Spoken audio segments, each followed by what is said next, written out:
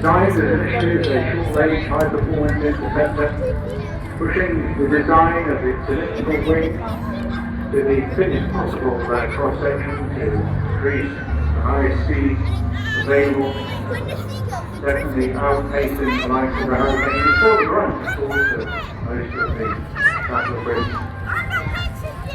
But here, presenting it in a beautiful bare metal state, aiming to highlight just the sheer timeless beauty of the design, the unique and famous shape of the airplane itself.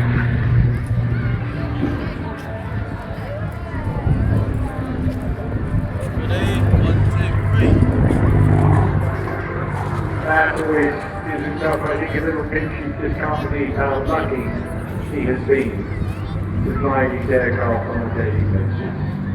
Began studying engineering and then went into the investment bank, and although he had a bit of